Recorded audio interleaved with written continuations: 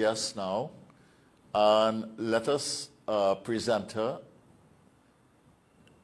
Her name is Shivanni Rambhajan. Can we bring her on? Good morning, Shivanni. I hope I didn't get you up too early. Can you hear me? Good morning, Dr. Tiwari. Yeah, I can hear you. Can you hear me? Yes, I'd like you to be a little louder. Let's carry the volume up by you. We have a caller on the line. Let me take that right now, just before we continue with you, Shivanni. Hold on a bit. Do we have the caller? All right, no. Well, first of all, welcome to the program. We're very glad to have you here. And let us talk to the population. Be relaxed and let's have a conversation. Let's talk to the population a little bit about who you are. I will say a few things about you, and you can elaborate on them. You are an Open Scholar winner, National Scholar winner, and you chose to stay in Trinidad and Tobago and attend university at the University of the West Indies in St. Augustine, although you could have gone anywhere in the world. You have just graduated from the University of the West Indies at St. Augustine in chemical engineering. And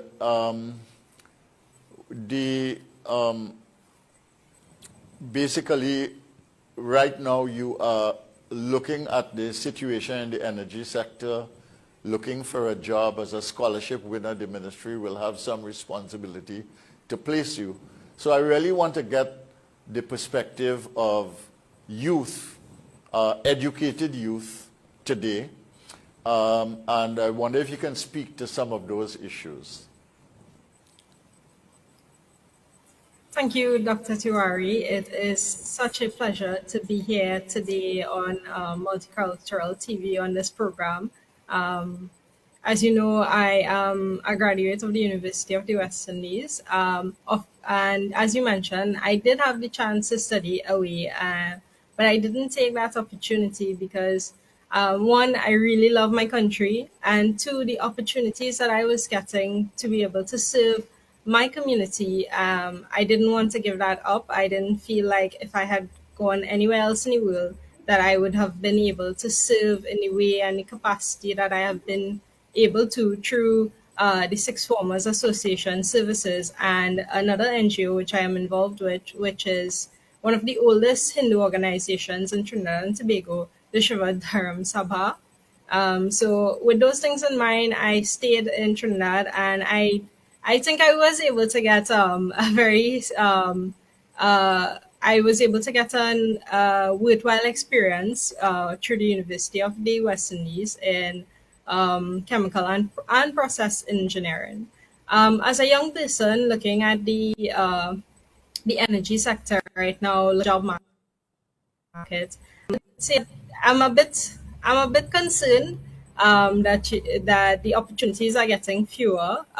For example, this year, the students who would have graduated from the University of the West Indies in engineering, their opportunities for internships would have also been cut due to the pandemic. And so they're entering the job market without any sort of practical experience because of that opportunity being taken away. And so obviously there's a little bit of concern, but for me, I'm a bit excited to get out there and start working and applying some of my love on science and mathematics to real world problems. And I'm really looking forward to that, and I'm looking forward to discussing these issues with you this morning. So I hand over back to you. So you are liaising with the Ministry of Education, which has some responsibility for you as a national scholarship winner, but you are also in the open job market seeking a job, hopefully in energy, but some related area that you might want to pursue. What has you were a student attending university. You did very well before you got into university. You did very well while you were at university, but you were also involved in NGOs and social work with youth. And we have a clip here from the Sixth Form Association, of which you are a board member. One of your colleagues explains what is going on there. I picked up a few shots of you in the video.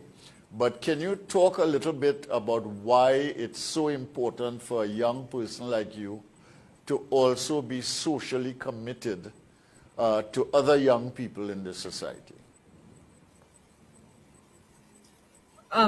That's an excellent, very excellent point. The reason that that is so important is that a part of learning and education is also the social aspect. And a lot of employers now will tell you that they're looking for persons who have developed their social skills. And volunteering, participating in NGOs is one of those ways that you get to build your social skills. For example, through Six Formers Association, I was able to develop in areas such as leadership, communication, networking, and I was able to build a network for myself that now, if I have to apply for a job, it is easy to get recommendations. If I want to learn a new skill, it is easy to find people that that are willing to share that those their around that skill. It is easy now to gather people to assist in social issues.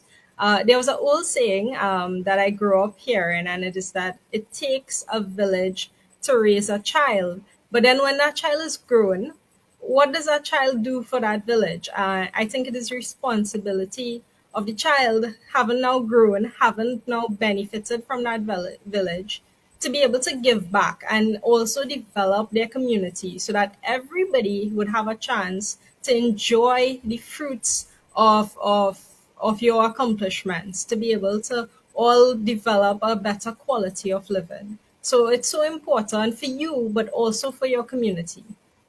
Do you have fond memories of your childhood growing up in your family and fond memories of your community? Tell the world what community you belong to, you live in, and a little bit about your experience of childhood growing up and why you felt this social commitment. Well, being my former MP, you would know that I am from the Carney Central constituency. I grew up in Freeport. It is where I call home, and I'm very proud of my community. One of my fondest memories is growing up in Temple in Chiklan Shiva Mandir in Freeport. And we had a summer camp one year, and in that summer camp, all the youths of the temple had got together, and we prepared the camp, and in the camp we did plays to kind of teach the younger youths in our temple some of our traditions and our values. And I think is one of the best memories that I have, because I always remember that sense of community. I remember that what we were able, as just youths of a small temple in a small village, what we were able to do together. And we were able to, through that temple, we were able to change the lives of so many young people, build a sense of culture and a love for each other, a love for our Sanatan Dharma, a love for our village, a love for nature, so many good times we had in that camp, and so much things we could achieve through the youths. Okay, so home and family was important. The temple was important. The social relations with your peers, young people, was also important. And getting together and building social capital was really important. That is a very, very valuable thing in the world today. This business of social capital. You have gone to university, so you have built up personally the intellectual capital of yourself as an individual, and that intellectual capital will work in the economy and society for Trinidad and Tobago and wherever you are. And when you go out to work and you begin to work, you will be able to build up some financial capital, hopefully, and through the financial capital that you acquire, you will be able to intervene in the economy and build up some economic capacity.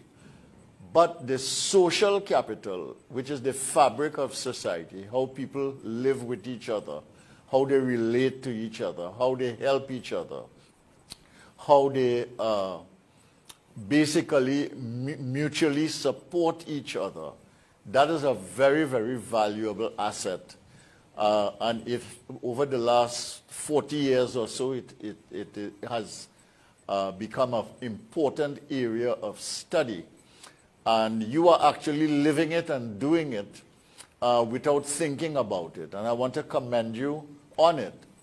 And what I will do now is that I'll ask the team here on Brighter Morning to play a little clip of what you do and what your colleagues do and how you get together to do that in the Sixth Form Association.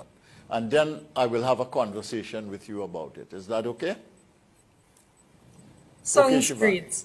Yeah.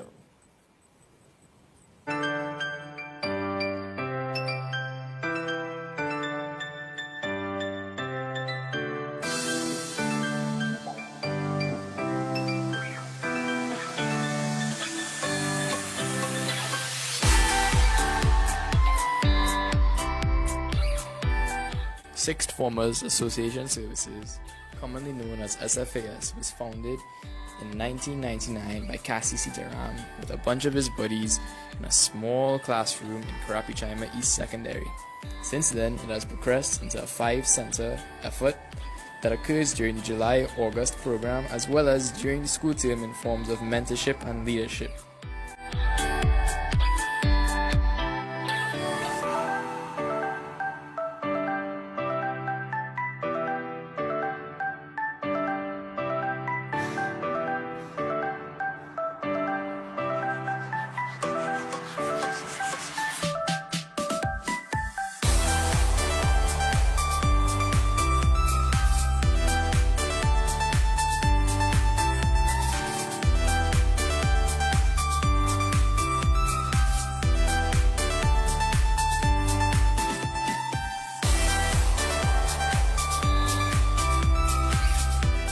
Through the years, we have worked with children ranging from the ages of 8 all the way down to 16 and classes all the way from Standard 1 straight down to Form 5.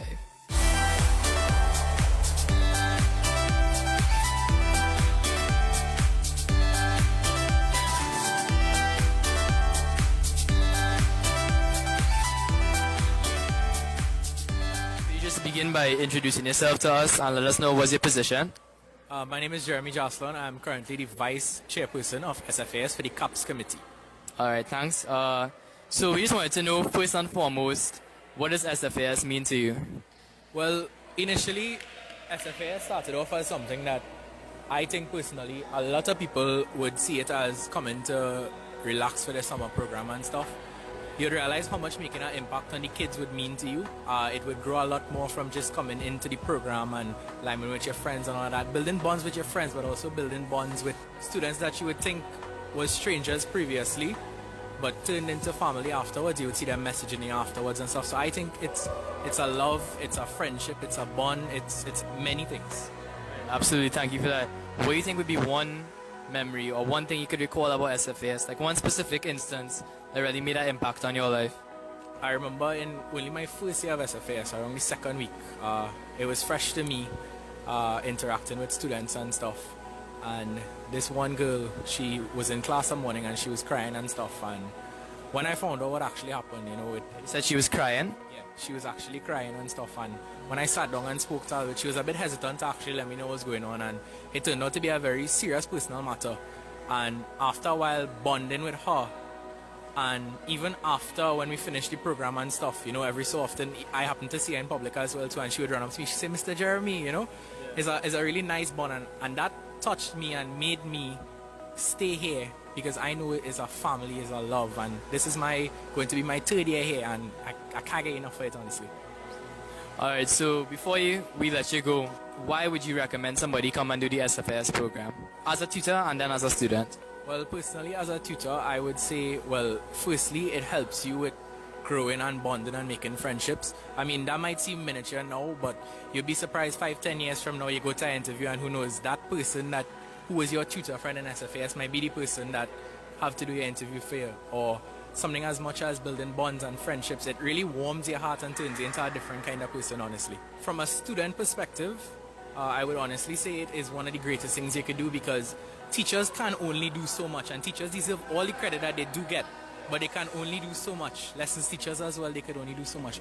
We offering to give our time during our July-August vacation, come here, teach these students, and give them the knowledge that they would be going into for the next year, so they could be already ahead of the game, assist the teachers, and also assist us in teaching, becoming better people, building bonds and friendships and stuff. Alright, thanks so much. Any last thing you want to leave with us at all about SFAS? It's a friendship, a bond, a family. If you do it, you would not get enough of it, and it really brings some kind of warmth to your heart that no money, no anything could bring to you. Alright, thanks so much.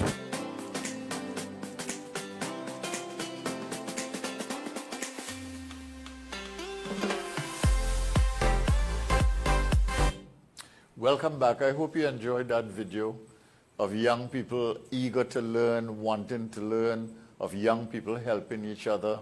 There are no teachers or parents there. There are only young people. And the kids are in ages from primary school to secondary school. And they are from everywhere. And you can see the unity of spirit and purpose. And that is really a beautiful thing to see. Can you talk about your experience in that and what it did to you in terms of personal uplift and in terms of your perspective for this society? Sure. Interestingly, when I first heard about Sixth Formers Association, I wasn't going to do their summer program as a volunteer. And one of my friends told me, you want to be a teacher, this is probably the best experience that you can get to know what it feels like to be a teacher. And 6 years later, and I'm still in the program. So if that doesn't tell you how impactful this has been to me, I don't know what will.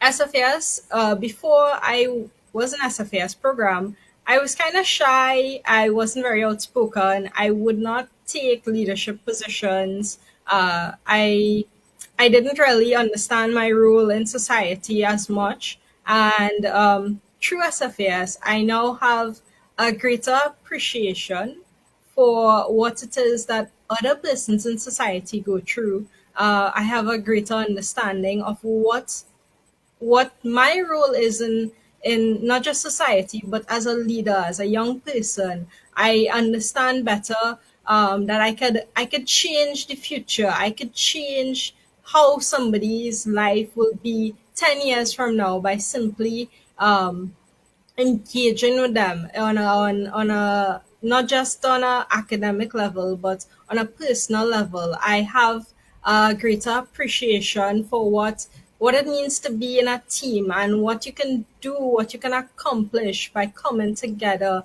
and making compromises and having one goal, one vision. And I truly, this has to be one of the highlights of my life as a young person. I have been given so many opportunities because of this one.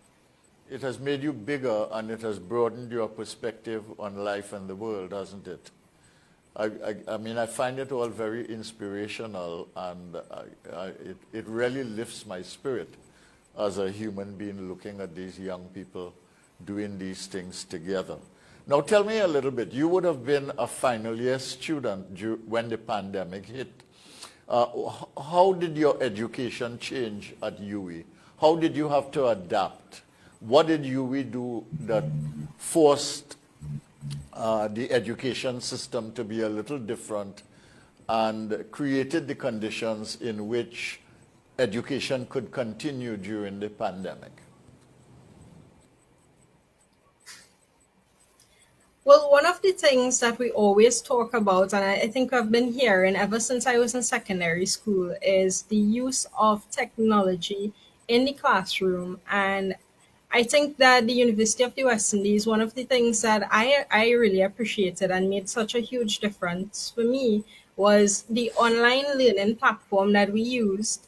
It was able to give us a different experience in terms of assessments, in terms of attending class. For example, the ability to be able to view your class, to have your class recorded and listen to it at a later time, at your convenience, at a pace that you are comfortable with, to be able to make your own notes, to be able to use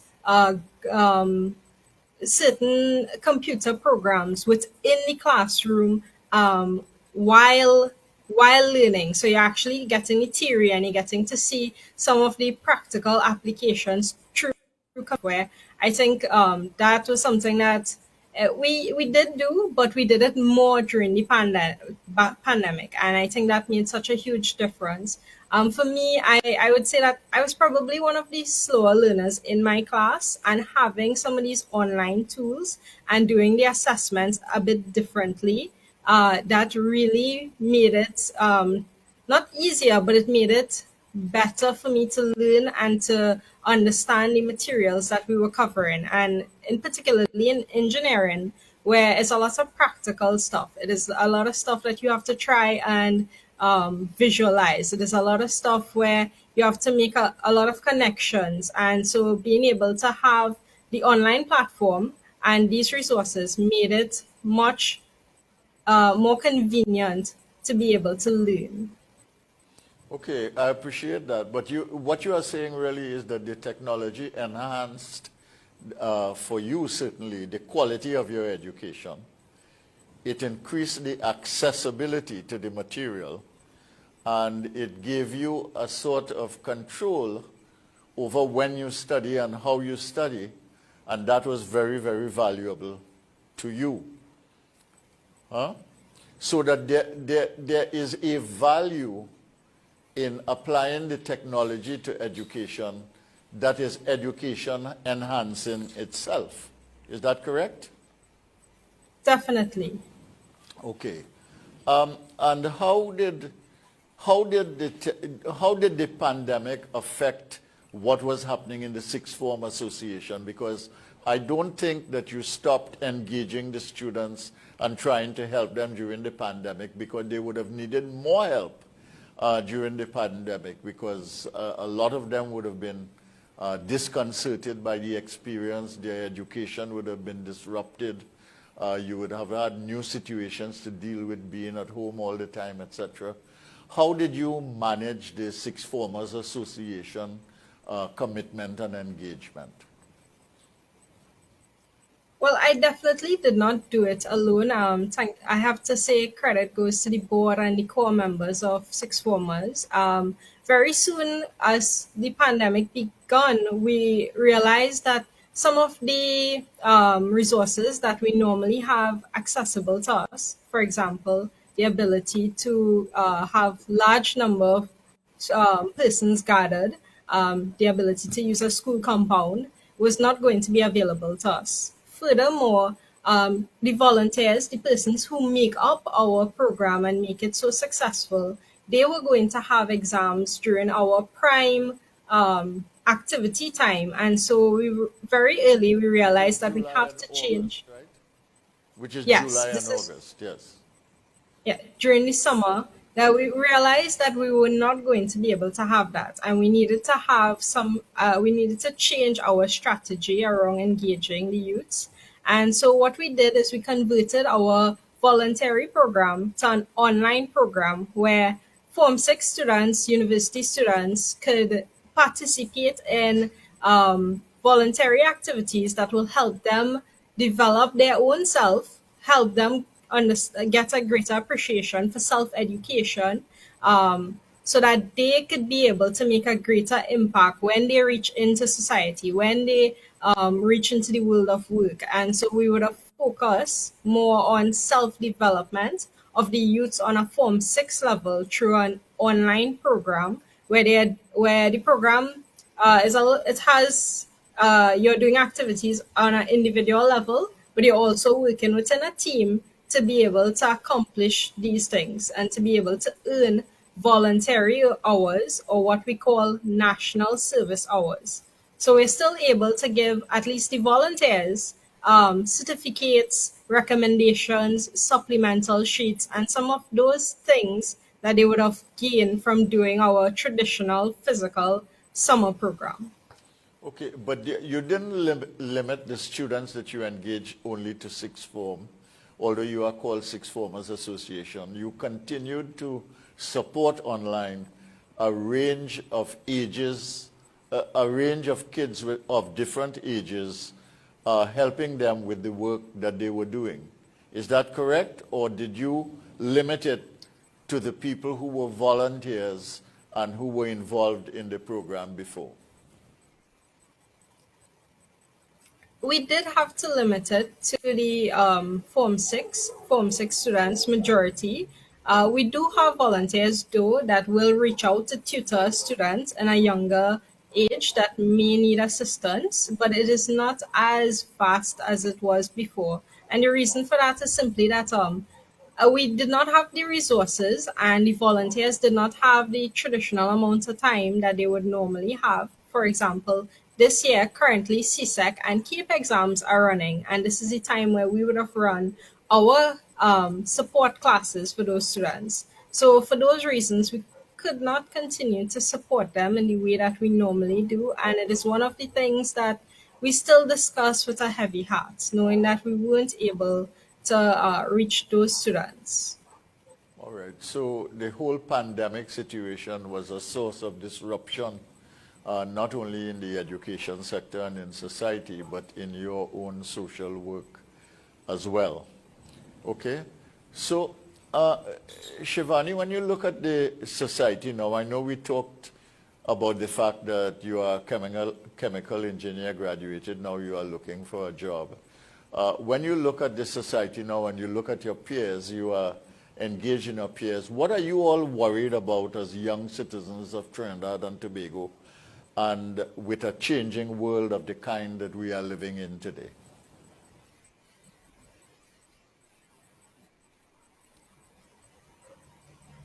You got my question? Sorry about that. I think I got disconnected. Okay. Could you repeat the question? Did you? Mr. Oh, you Dr. didn't get the Tiwari? question. As a young person, recent graduate of the university, bright young person, and you have been working with other very bright and gifted and socially committed people, and all of these are young people looking at the world as the world of opportunity. And the pandemic has come, it has changed things now. When you look at the situation in Trinidad and Tobago, and you look at the condition of Trinidad and Tobago in the world, what are some of the things that are of concern to you, are a source of worry to you, or a source of inspiration to you? Well, one of the things that I think us young people that enter in the world of work that we're very concerned about is that the opportunities that would have existed when we would have started our degree, they're no longer there, or there are fewer opportunities, and So you think that there is are less definitely, opportunities now?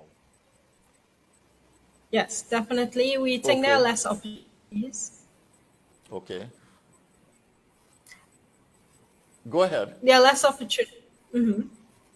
Go There are ahead. You less go ahead. opportunities for us. And further to that, I think a lot of young people think that unless you have a connection, you're not going to be able to get a job. So I know there's a little bit of worry around that.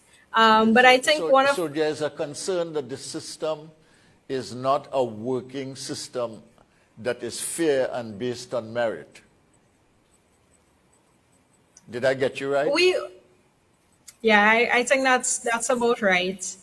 Okay. All right, you go ahead. I'm trying to interpret what you are saying.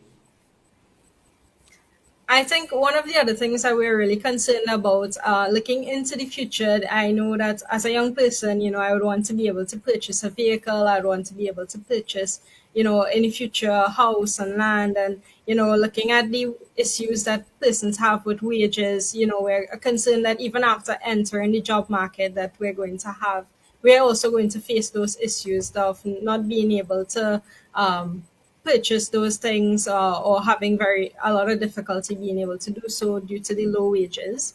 But I'm So the optimistic. quality of life that you will enjoy is something that worries you, and the ability to establish an economic base is something that also concerns you. Okay, go ahead.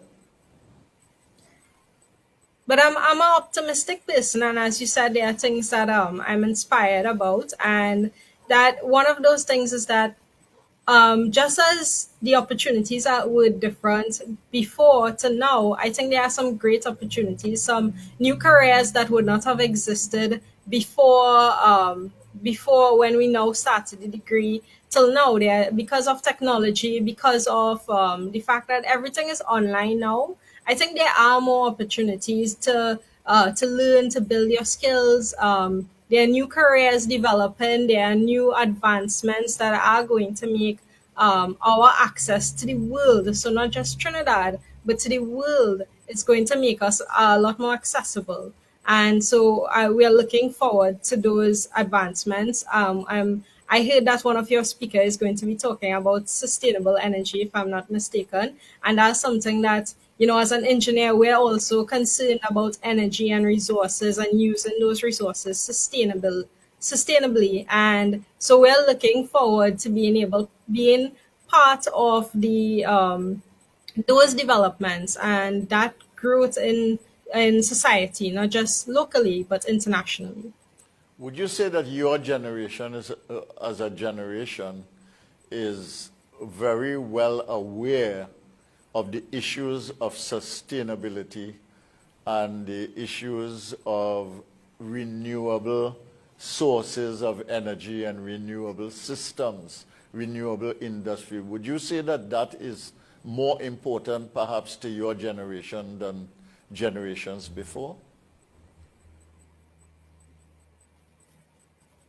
Well, I don't know if it's more important, but I think that because of all the educational awareness that is happening, like for example, the UN sustainability goals, even when within SFAS we do presentations and build awareness campaigns to help build the understanding around those issues and what are some possible solutions. So I know that I think there's a lot more awareness and consciousness about those issues now. So I think it's something that has been important. I know that you would have also written a book about sustainable development. So I think the difference is not necessarily on the importance, but on how aware we are of those issues. All right. Shivanni, I want to thank you so much for being on the program. I think you brought a freshness of perspective and youthful energy that the country needs to be aware of. And I'm very, very grateful that you were my guest this morning. I really enjoyed talking to you. Thank you very much. Good morning to all of you listeners and viewers. This is Brighter Morning with Bhoe, and you are watching this on Multicultural Television, MCTV, and you are listening to it on U97.5 Hot Like Pepper Multicultural Radio. We will see you after the news, and you will get the news now from Chanel Al-Suran. Thank you very much for watching.